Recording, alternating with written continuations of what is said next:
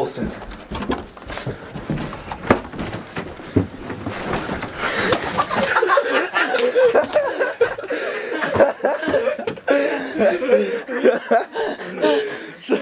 Right in the face.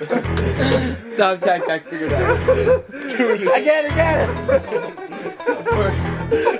Everyone out of my boys.